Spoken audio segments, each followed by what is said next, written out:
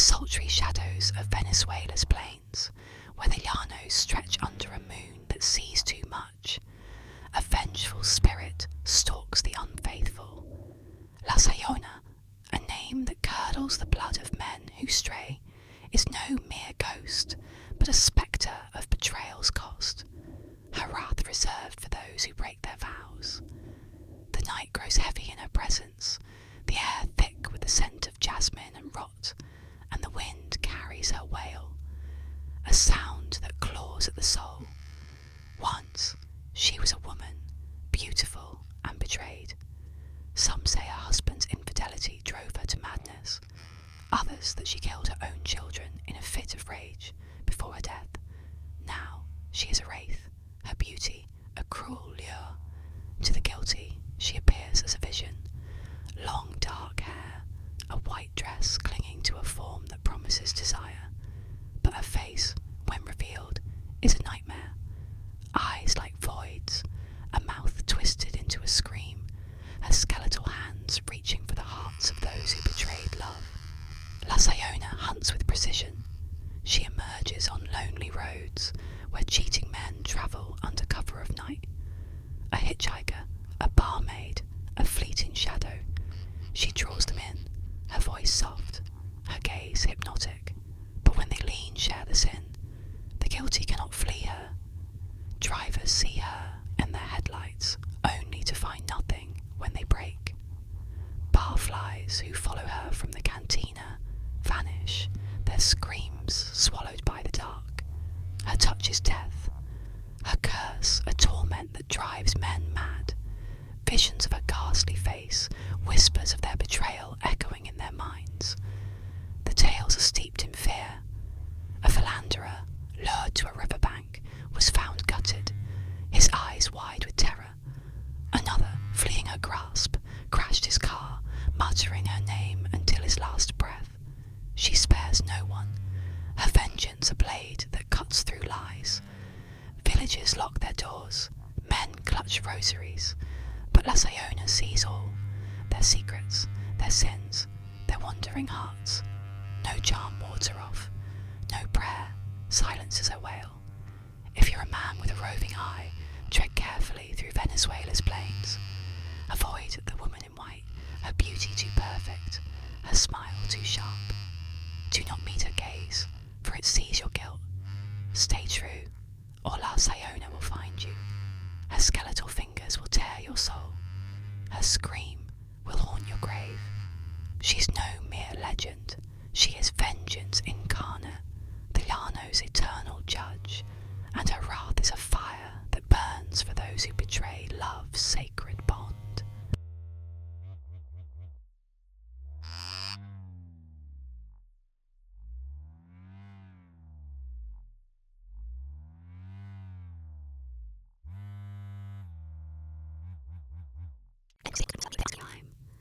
Macritis was no ordinary sickness. It was a shadowy affliction that once it took hold, transformed its victims, specifically women, into bloodthirsty, homicidal maniacs. The story begins with whispers of strange occurrences. Ordinary women, mothers, daughters, and friends who suddenly turned violent without warning. The transformation was swift and terrifying. Once infected, these women would become consumed by uncontrollable rage, their minds slipping into a primal state of aggression. They lashed out at loved ones, strangers, anyone in their path, leaving behind trails of blood and carnage. The symptoms of macritis were said to begin subtly: a fever, trembling hands, and a distant, hollow stare. But within days, the infected would lose all semblance of humanity. Eyewitness accounts described unnervingly wide eyes, twisted grins, and an almost supernatural strength. The afflicted would attack with no regard for their own safety, driven by an insatiable hunger for violence. Rumours of the disease spread faster than the illness itself. Some said macritis was caused by a mysterious airborne toxin released during a government experiment gone wrong.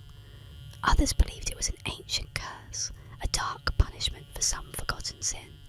Whatever its origin, mere mention of Mercritis sent waves of panic through communities, leading to quarantines and desperate attempts to identify the infected before it was too late. Then, just as mysteriously as it began, the outbreak seemed to vanish. Official records of Mercritis are non-existent, dismissed as nothing more than an urban legend or mass hysteria. Yet, some claim that the disease still lurks in the shadows, waiting to resurface. They warn that if you feel a sudden fever, if the faces around you twist into grins that don't quite reach their eyes, you might already be too late. For the curse of Mercritis, they say, never truly dies. It only sleeps, waiting for the perfect moment to awaken once more.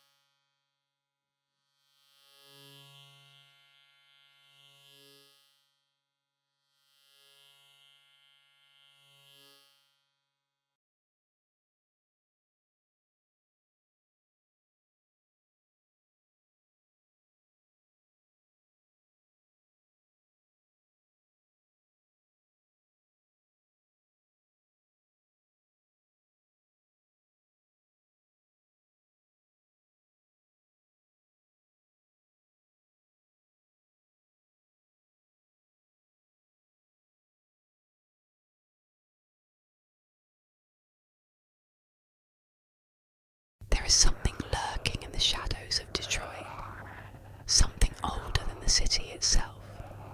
It is small, swift, and hungry for misery. Those who have seen it do not speak its name lightly, for to glimpse the Nine Rouge is to invite disaster. The stories go back centuries. A red-skinned goblin-like creature, no taller than a child, its eyes burning like dying embers. Some say it wears tattered boots and a cloak of dark fur.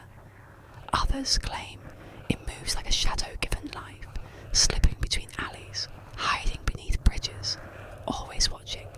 It does not attack. It does not speak. It only appears before tragedy strikes. In 1763, the French settler Antoine de la Motte Cadillac saw the Nine Rouge standing at the riverbank.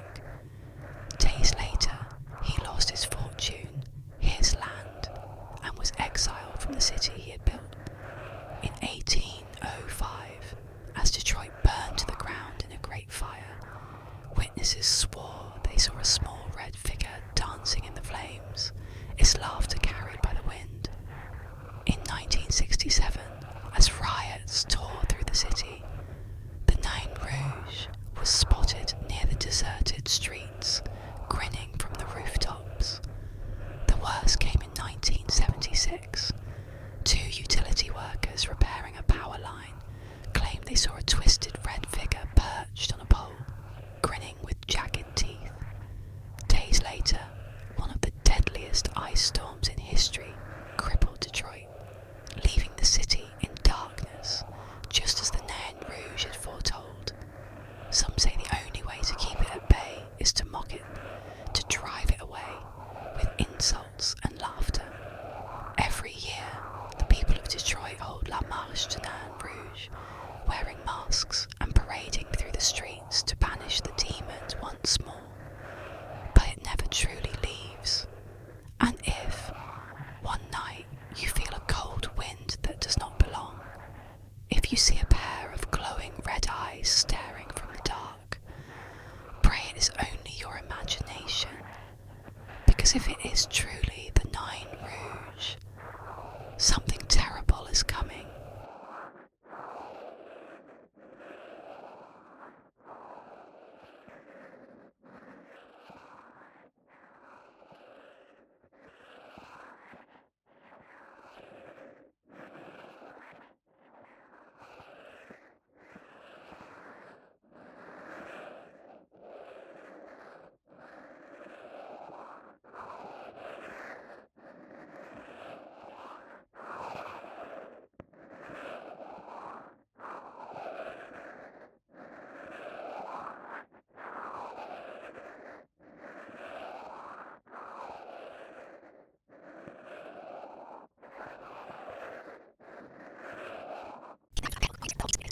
first sighting dates back to the 1950s, when a travelling salesman, driving through the darkness, reported seeing the creature on the side of the road.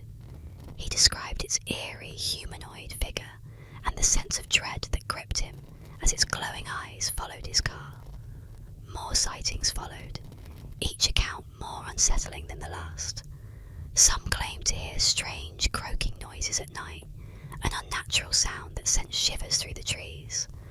Others swore they saw the creature lurking near the riverbanks, its movements jerky and unnerving. But the most chilling tale comes from 1972, when a police officer encountered the Loveland Frog on a lonely road. The officer described the creature leaping over the guardrail and into the dark waters below, its glowing eyes lingering in the blackness for a moment before disappearing entirely. To this day, the Loveland Frog remains an enigma. Some say it's an ancient being, a relic of the swamp, while others believe it's something far darker, a creature not of this world. Whatever it is, it still waits in the shadows, haunting the rivers and woods of Loveland. If you're brave or foolish enough to venture there, beware the glowing eyes that might follow you through the night.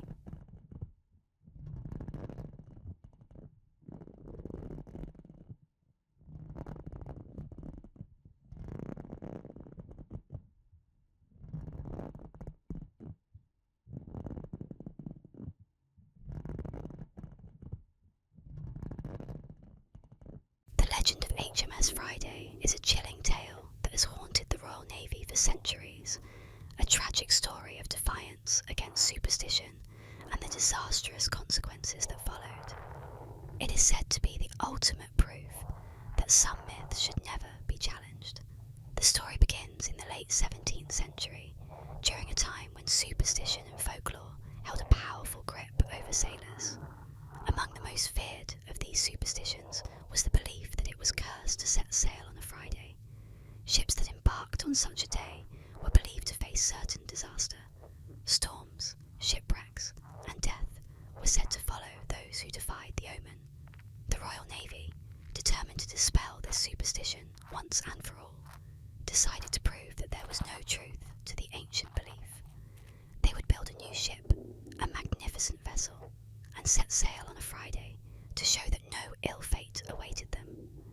This ship was to be called HMS Friday, a bold and defiant name meant to mock the superstition and the sailors who believed in it.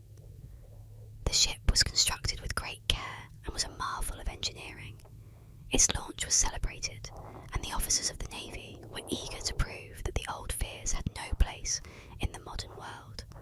But as HMS Friday left port on a fateful Friday morning, a sense of unease settled over the crew. Despite their bravado, there was an underlying feeling that something was terribly wrong. At first, the voyage seemed uneventful, but soon, strange things began to happen. The weather, typically calm and predictable, turned volatile. Storms began to whip up out of nowhere, battering the ship relentlessly. The crew, though experienced and seasoned, struggled to keep the ship steady against the raging waves. It was as though the very sea itself had turned against them. Then, on the third day of their journey, a catastrophe struck. In the dead of night, with the storm howling like a pack of wolves, HMS Friday was torn apart by a violent crash. Some say the ship collided with a massive, unseen force beneath the water, while others claim it was a huge wave that shattered the hull. The ship sank quickly, dragging most of the crew down with it. Only a handful of men managed to survive, clinging to wreckage in the cold, unforgiving sea. When the survivors were rescued, they could barely speak of what had happened. Their eyes were haunted by a terror that no words could express.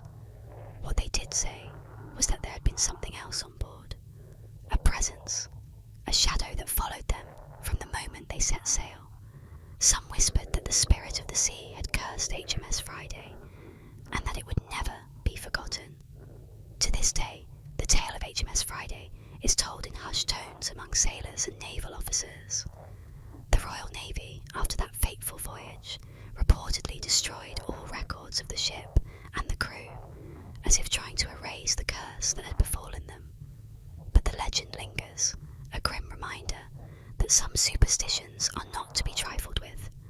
Those who dare to sail on a Friday may still whisper the name HMS Friday, as a warning to those who think they can challenge fate and live to tell the tale.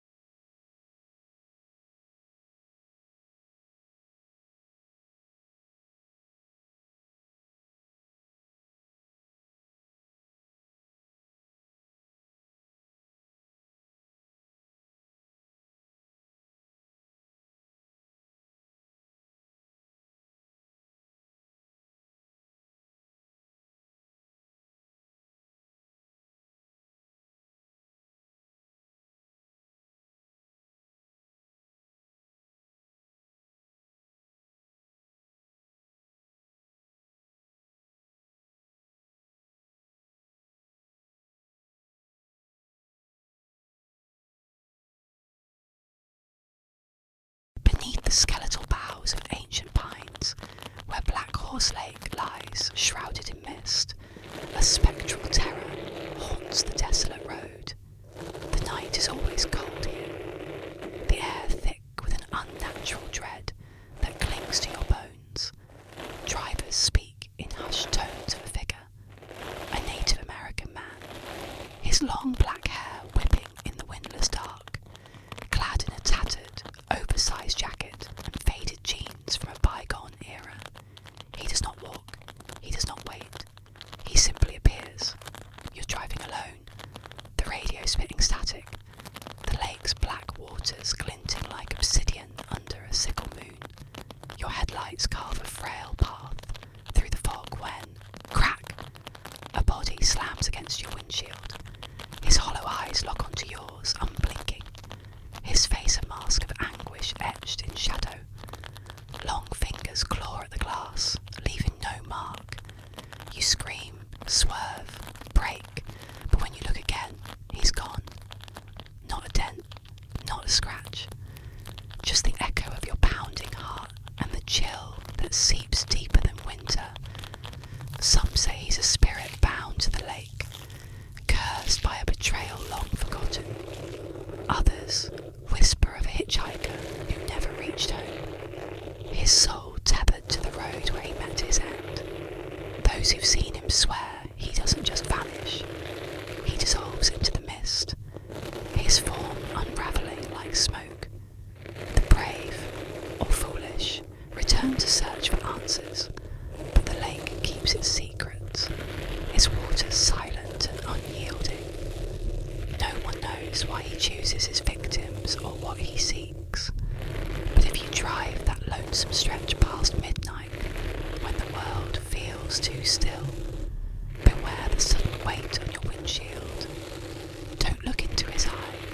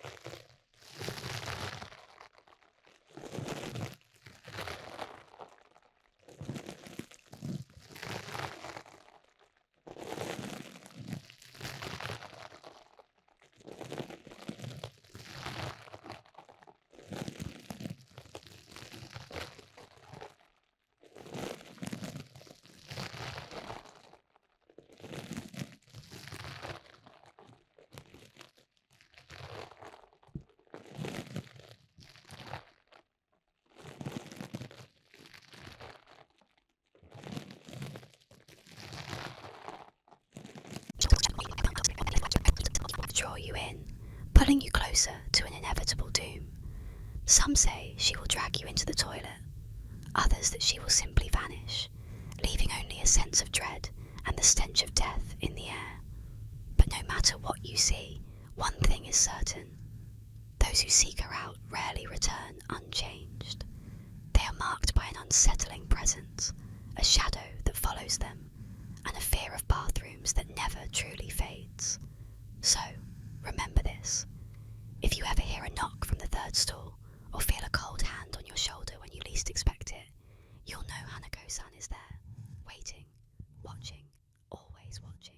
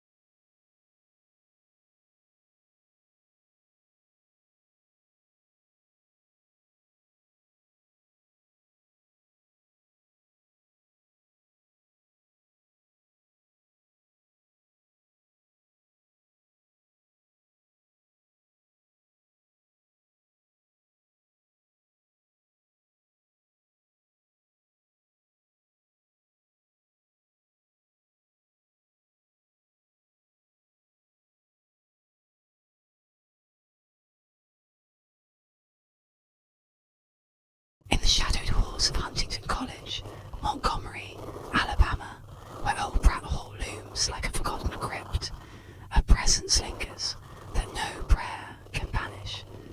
The Red Lady, a spectre of anguish, haunts the dormitory's decaying corridors, her name a whisper that chills the blood of students who tread its floors. The air within grows heavy, laced with a sorrow that clings like damp rot, and the walls seem to pulse with her unending grief. She was once a student, they say, a young woman, solitary, draped in crimson gowns that set her apart. Shunned or broken by some unspoken tragedy, her spirit shattered in Pratt Hall's confines. Some whisper she took her own life, her blood staining the room red. Others claim she was driven to madness, her final scream echoing through the night.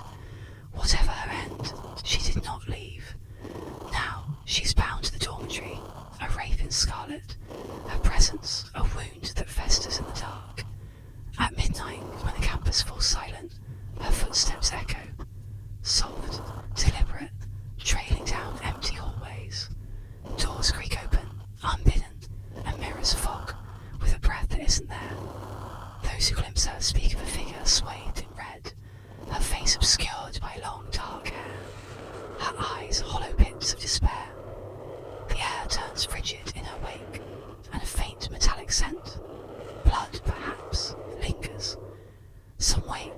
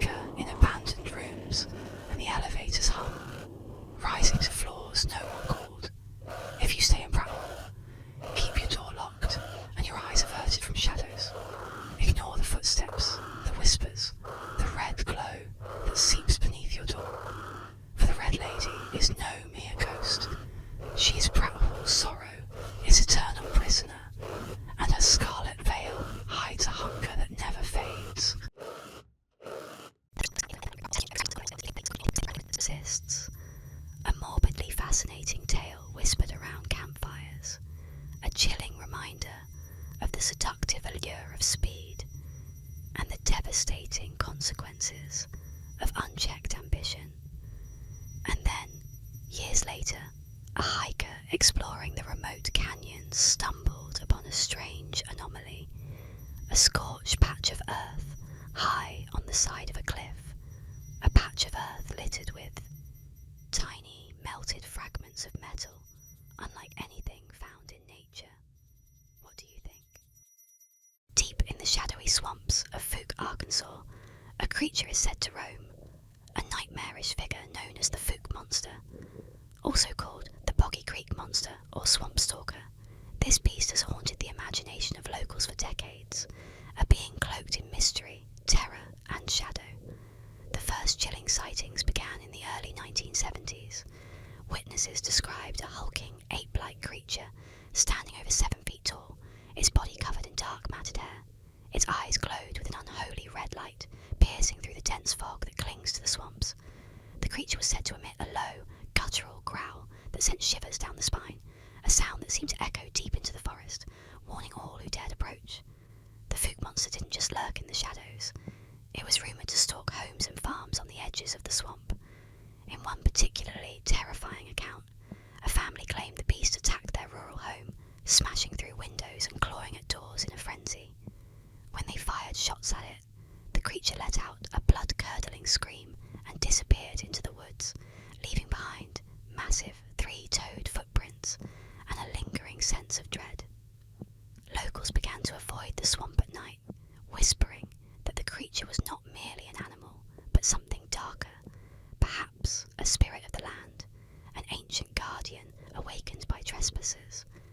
The area became steeped in fear, and many who ventured too close reported strange sounds, eerie movements in the underbrush, and an overwhelming sense of being watched. Even today, the legend of the Fuke Monster persists. Some say it still stalks the Boggy Creek area, its red eyes glowing in the dark, waiting for the unwary to stumble into its domain. Others claim to have heard its haunting growl in the dead of night, a reminder that some creatures are meant to remain unseen, lurking in the shadows of the swamp, forever untamed.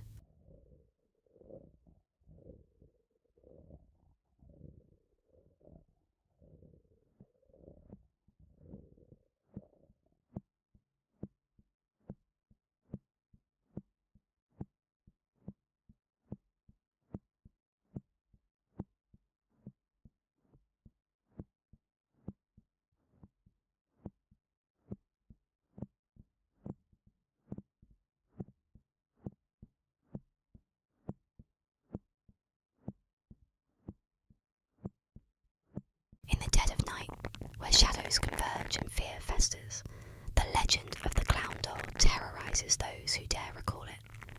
An eerie twist on the age-old tale of the babysitter and the man upstairs.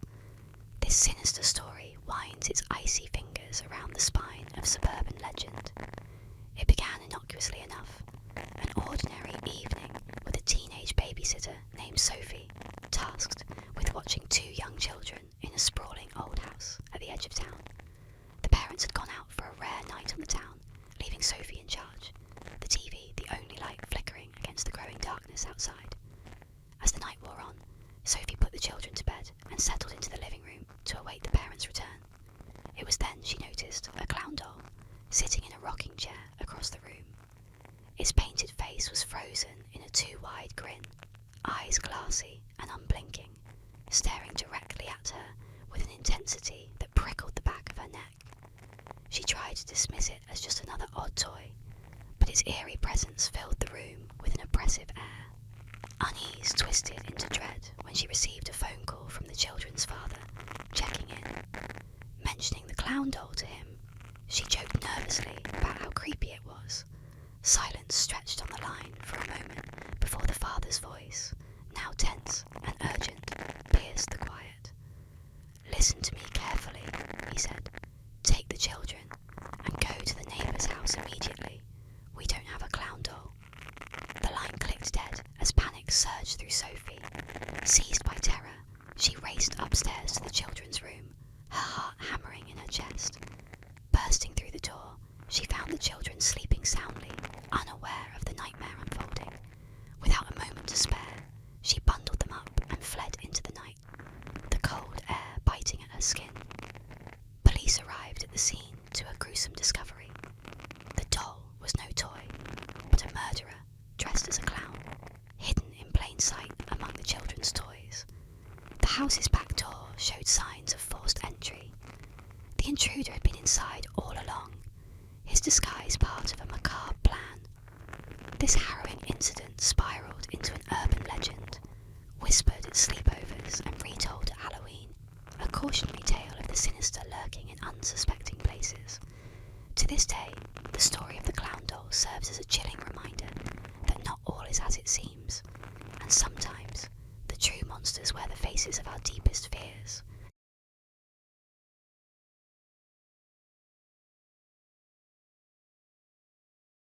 In the quiet town of Dover, Massachusetts, nestled among winding roads and dense woods, a terrifying legend emerged over 2 nights in April 1977. It was here, in the dark shadows and eerie silence, that a creature known as the Dover Demon first appeared, a sight so chilling that its image still haunts those who witnessed it, and its legend has woven itself into the fabric of local lore. On the night of April 21st, 3 teenagers were driving along Farm Street when one of them, a 17-year-old named Bill Bartlett, caught sight of something unusual at the edge of his headlights. At first, he thought it was a small animal crouched along a stone wall, but as he focused, he realised this was no animal. Staring back at him was a figure unlike anything he'd ever seen. Small, barely 4 feet tall, with a large bulbous head, too big for its thin, fragile-looking body. Its skin was a strange, pale, almost chalky colour, and it had long, thin limbs that seemed unsettlingly out of proportion. The most disturbing detail, however, was its eyes. Large, glowing orange orbs that seemed to reflect back the light, piercing and unnatural, as if they were staring straight into his soul. Bartlett froze, watching as the creature clung to the rocks with an almost human grasp, its long fingers wrapping around the stones like a spider's legs. For a brief moment, the two locked eyes, and an intense wave of fear washed over him. Then, as quickly as it had appeared, the creature scuttled into the woods, vanishing into the night. Shaken, Bartlett told his friends about the encounter, but it didn't end there. The very next night, another sighting occurred, this time by a 15-year-old boy named John Baxter, who was walking home along Miller Hill Road. He described seeing a similar creature standing by the trees, watching him with those same haunting eyes. Baxter tried to approach, but the figure slipped into the shadows, melting into the woods with an unnatural silence. Terrified, Baxter fled, convinced he'd encountered something otherworldly. The following night, yet another teenager, Abby Brabham, reported seeing the same creature while driving near Springdale Avenue. Her description matched the others. An eerily pale, thin figure with a head too large for its body and those unforgettably large glowing eyes. By now, the sightings had spread through the small town, sending chills through the community and sparking wild speculation. Over time, the stories evolved, with locals suggesting all kinds of explanations. Some believed it was an alien, a visitor from another world, accidentally stranded in Dover, while others were certain it was some undiscovered creature lurking in the New England woods. Paranormal enthusiasts speculated that it was a being from another dimension, slipping in and out of our reality, leaving only fleeting glimpses and unsettling memories. But for those who saw it, the Dover demon was real, a creature they could never unsee. The sighting sparked fear, yet a morbid curiosity lingered. Some residents ventured into the woods with flashlights, hoping to catch a glimpse of the creature, but the Dover demon never showed itself again. It had left its mark, a shadow of dread that hung over Dover's quiet streets, yet its absence only deepened the mystery. Skeptics dismissed the encounters as the result of overactive imaginations or youthful hysteria, but those witnessed it knew the fear was real, a gut-wrenching terror that could not be explained away. To this day, the Dover demon remains a chilling mystery, an enigma that defies explanation. Sightings have faded, but the story endures, passed down through generations as a ghostly reminder of something that walked among them, something that did not belong. The children of Dover grow up hearing the legend, warned not to wander too far into the woods at night, for fear of encountering the creature with the orange eyes.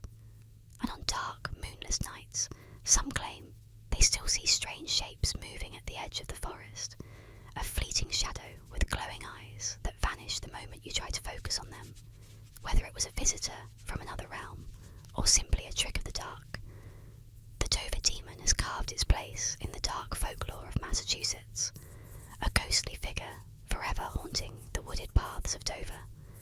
Those who walk these paths feel a chill in the air, an unshakable feeling that something is watching, waiting just beyond sight, with hollow eyes and a chilling stare that pierces through the night.